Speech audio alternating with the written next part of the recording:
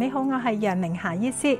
踏入冬天呢段時間，大家有冇諗過點樣補腎呢？腎呢係五臟六腑嘅大哥，咁如果養好腎嘅話呢，就可以令到自己元氣滿滿。喺新嘅一年呢，好多時候呢都會祝福大家身體健康嘅。點樣可以令到自己身體健康呢？就係要養好個腎啦。咁今集呢，動養身心呢個節目呢，我會同大家介紹一系列嘅動作，可以幫助大家養腎嘅。咁喺未同大家介紹動作之前呢，想大家知道咧腎經所行嘅位置。首先呢，就係由腳板底去到我哋嘅內腳眼呢個位兜一個圈，然後上到去小腿呢個位置，係啦。咁一路直上去到大腿位，咁然後咧就去到我哋嘅小腹呢個位置，係啦，一路直上個胸腔位。到最尾咧就係樞府呢個位置，鎖骨對下呢個位置，呢個咧就係我哋腎經運行嘅位置。以下落嚟咧嗰幾個動作咧就可以幫助咧通經脈絡，可以改善腎經嘅氣血循環，咁同時咧可以強化腎嘅。第一個動作，雙手放鬆，腰左右旋轉，帶動雙臂嘅晃動，同時膝頭哥向下屈曲再伸直。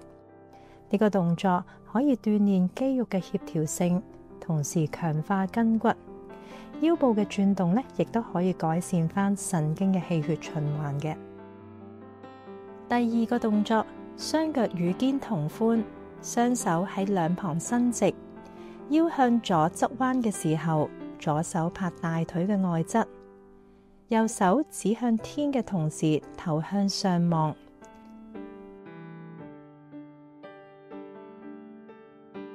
然後我哋再喺反方向嘅位置，用同樣嘅方法做一次，記得保持呼吸均勻喎。腰嘅側彎可以活動腎嘅經絡，同時加強氣血循環嘅。第三個動作，首先將右腳屈曲，左腳伸直，雙手向天舉高伸直，然後掂向腳尖。吸氣嘅時候，雙手向天伸直；呼氣嘅時候，雙手掂腳尖。記得保持呼吸均勻喎。然後再用同樣嘅方法，用另外一隻腳再做多幾次。呢個動作可以舒展膀胱經，腎同埋膀胱相表裏，可以透過呢個動作強化腎嘅功能。第四個動作，左腳向後伸直。右腳屈喺身前，上半身向前趴低，然後吸氣，雙手撐喺腰嘅兩旁，腰向後屈，頭往後。記得吸氣嘅過程當中要慢喎，再靜止2至3秒鐘，再慢慢趴前呼氣，繼續做同樣嘅動作。要保持呼吸均勻喎，然後再用同樣嘅方法，用另外一隻腳再做幾次。呢個動作可以充分咁樣舒展全身嘅經絡㗎。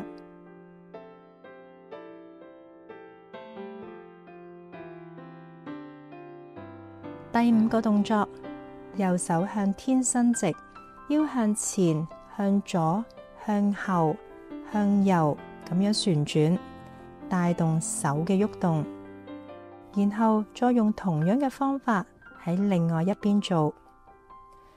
中醫嘅養生方法提到腰上轉，透過轉腰可以強化腎嘅功能。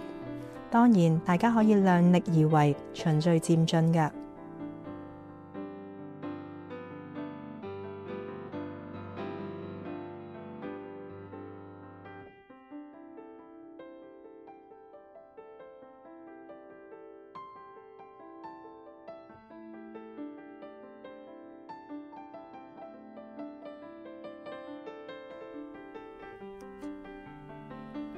好好飲啊！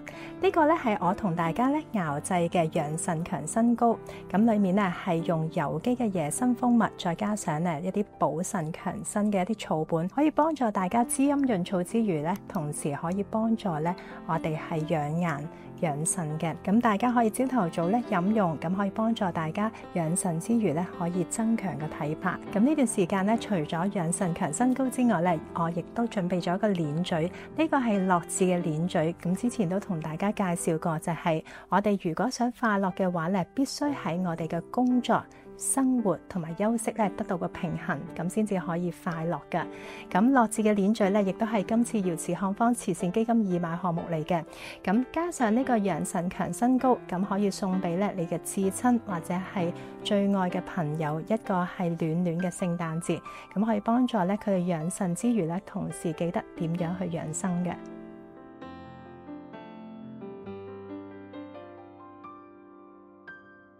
細個時候咧，我好中意食糖噶，咁每次食糖咧都食得好多。咁我周圍嘅人咧，包括爺爺咧，都提我話：唉，阿妹你唔好食咁多糖啦，再食嘅話會爛牙，好辛苦噶。咁我唔聽啦，有時會自己偷偷地食糖。咁有一日咧，我記得大概4至5歲，咁我記得咧嗰日突然之間咧牙痛得好犀利。咁我身邊嘅屋企人咧，全部都唔喺屋企啦，包括爺爺啊、爸爸媽媽啊，都去咗返工。咁我記得咧，我由朝頭早一路喊到咧，我媽媽翻嚟，咁係嚎啕大哭啊，痛到不得了。咁我媽媽咧，於是乎帶咗我去牙醫嗰度，咁剝咗隻牙，咁先好返。自此之後咧，我唔單止咧冇乜食糖，而且咧我養成早晚刷牙嘅習慣。咁爺爺咧就少少口同我講話，其實咧人生就係咁樣噶啦。我哋有時咧唔聽身邊嘅人講，咁咧忠言逆耳，咁到自己咧喺教訓當中咧係醒覺嘅話咧，之後咧先至唔會再犯。咁同時咧亦都係學到我哋應該學嘅嘢嘅。爺爺喺我人生當中咧佔有一個好重要嘅地位，佢係一個好有智慧嘅爺爺。我成立呢個瑤池漢方慈善基金咧，就想紀念呢位咁有智慧嘅爺爺，同時將中醫養生嘅概念宣揚出去，令更加多人受惠。終極目標咧就想興辦一間以中醫為理念嘅老人護理中心，希望大家多多支持，慷慨解囊。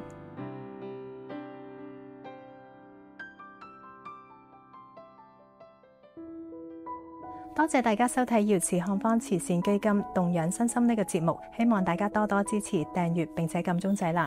如果大家想知道更加多健康資訊嘅話咧，都歡迎 follow 翻我嘅 Instagram， 或者大家如果有咩疑問嘅話咧，都可以 inbox 翻楊明霞醫師呢個 Facebook 專頁，我會盡快答覆大家嘅。